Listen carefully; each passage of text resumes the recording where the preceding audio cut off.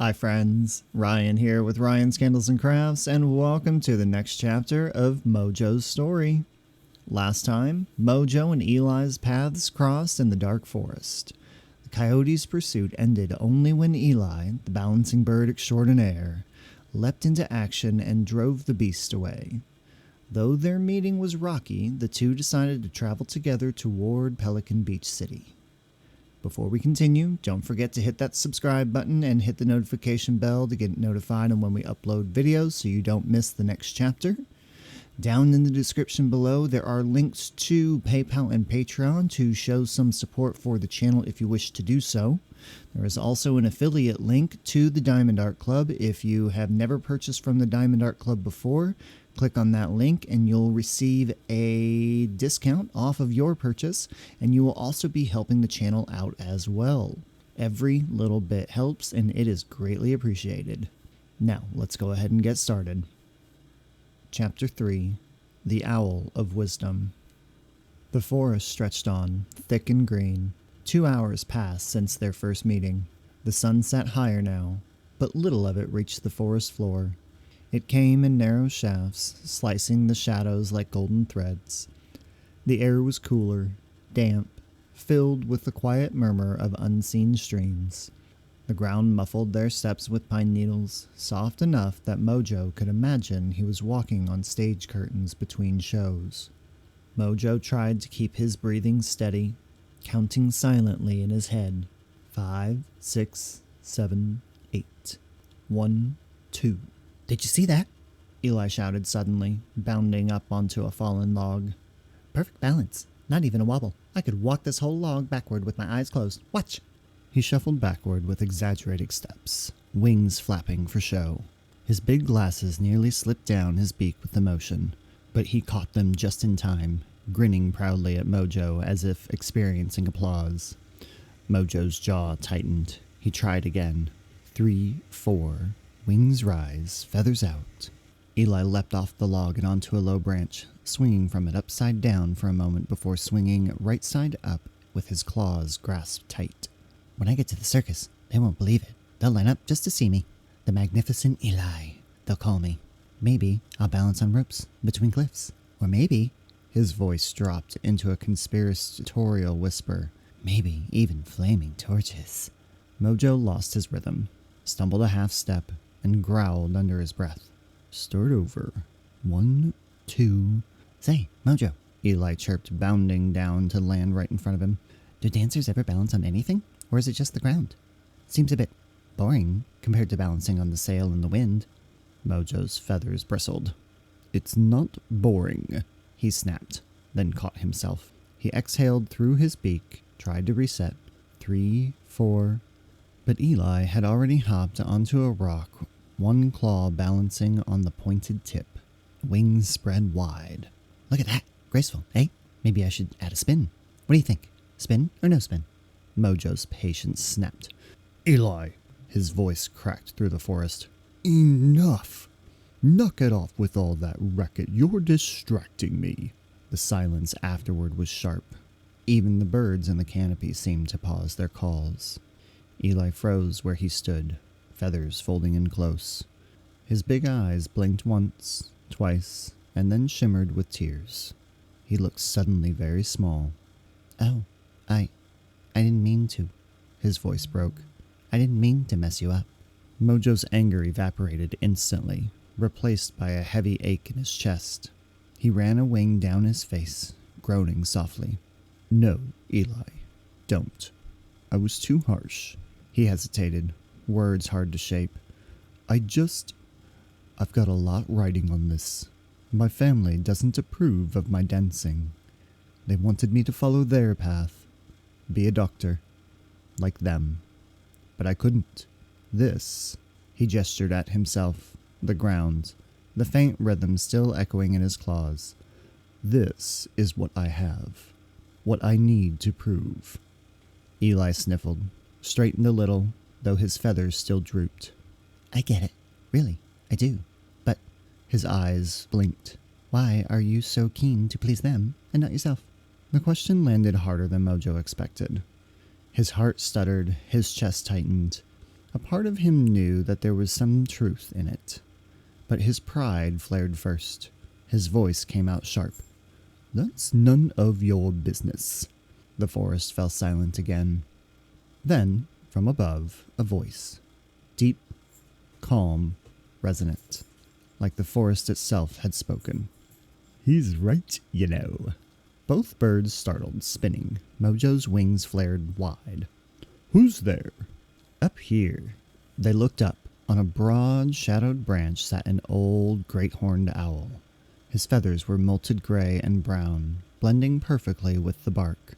His tufts stood sharp, his amber eyes catching the dim light like lanterns. He radiated age, patience, wisdom, and something heavier, authority. Mojo's beak tilted up defiantly. "Who are you?"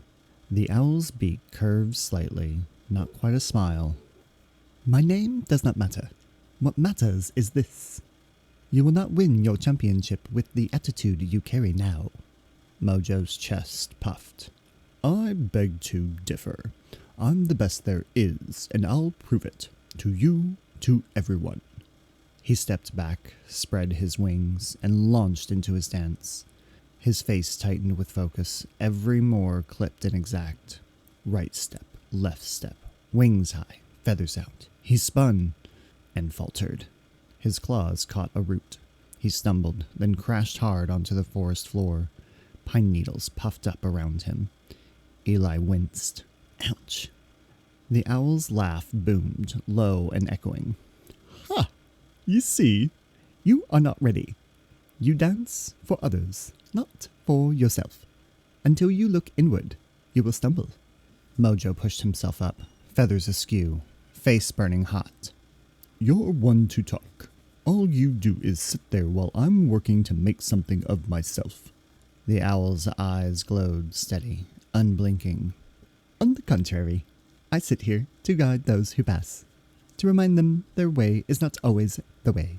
Tell me, Mojo, why do you dance? To feel alive, to move others, or simply to silence the doubt in your heart?" The question cut. For a moment, Mojo had no answer. He opened his beak, closed it again. Heat flushed through his body. I dance because I'm the best." Eli tried to lighten the air, smirked. "As we can clearly see with that fall." Mojo's head whipped toward him, feathers flaring. The words stung worse than the owl's wisdom. "I will not be mocked," he snapped, storming down the path with heavy steps. "Wait, Mojo." Eli darted after him. "I didn't mean it like that. It was all in good fun." The owl's voice followed, calm but firm. "Mojo, you must not be so hard on yourself. You want to impress others? But why? Only when you answer that will you dance with true greatness." Mojo slowed, the words tugging at him. His chest ached. A whisper crossed his mind. Maybe I don't know yet. But pride surged again, burying it deep. He flared his wings. "You're wrong. I'll show you. I'll show everyone." He stomped on, the forest swallowing him in shadow. Eli lingered, feathers still ruffled. He looked up at the owl, voice soft. "Thank you, wise friend. He'll see it someday. He has to." The owl lowered his great head. "I hope so. Stay close, little one. Lift him when he falls." Eli straightened, gave a sharp wing salute. "Aye, aye, wise friend." Then he dashed after Mojo, determined to keep pace no matter how far the dancer stormed ahead. Moments later, Eli's claws scratched at the dirt as he scrambled to catch up. "Mojo, wait up." His quick breaths puffed into the cool air. "Don't just walk off like that." Mojo didn't slow. His feathers still bristled, his steps still sharp and angry. But Eli darted in front of him, planting himself squarely in his path, wings spread wide to block the way. "Stop for a second," Eli pleaded, his round glasses sliding down his beak. "You don't have to pretend you're fine. I can tell you're not." Mojo halted, staring down at him. His first instinct was to snap again, to push Eli aside with words sharper than talons. But the look in Eli's eyes, wide, earnest, a little scared, softened him. He exhaled hard, wings drooping. Mojo hesitated. I don't like being told I'm not good enough. I've heard it too many times already. From my family, from teachers, from anyone who thought dance was a waste. His voice dipped, low and rough. If I fail here, Eli, it'll be like they were right all along. Eli's feathers settled. He tilted his head.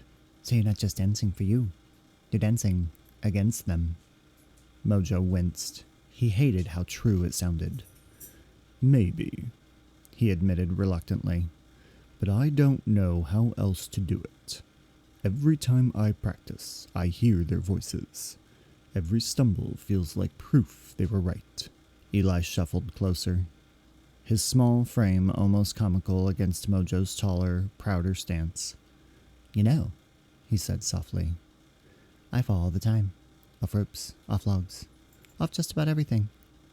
But when I fall, it's not proof I can't balance. It's proof I'm still learning. Mojo stared at him, surprised. For once, Eli's voice wasn't rapid-fire chatter. It was steady, honest, almost wise.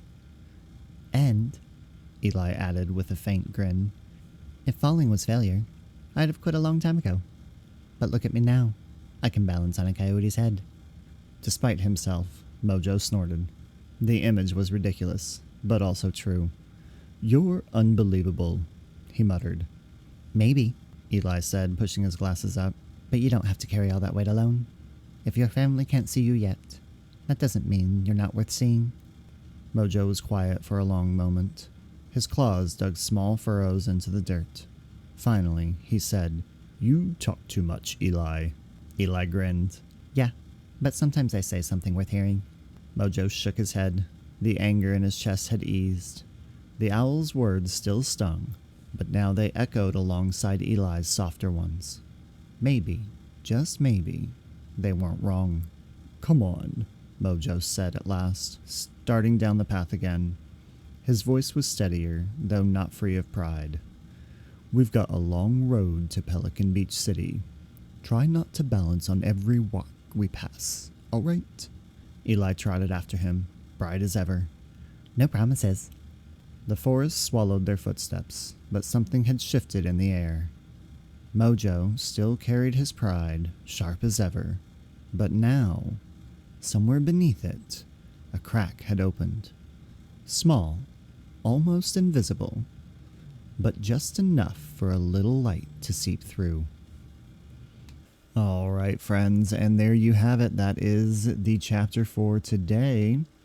Now, as we know, our pride can at times get in our way, and we have to be able to sit and listen to others and take feedback, take that constructive criticism and look inwards and work on ourselves. It's something that I deal with on a day-to-day basis, not only with what I do for work, but in life as well. The only way we're going to continue to grow and be better is by listening to the people around us, doing what is best for us, but also making sure we're looking out for others as well. So I hope that you all have enjoyed this chapter. I know that I had a lot of fun writing this one. I will say that the rest of the story you guys are thoroughly going to enjoy, and I really hope that you are following along. But that's all we have today. So until next time, light a candle, pour a coffee, and let's keep crafting.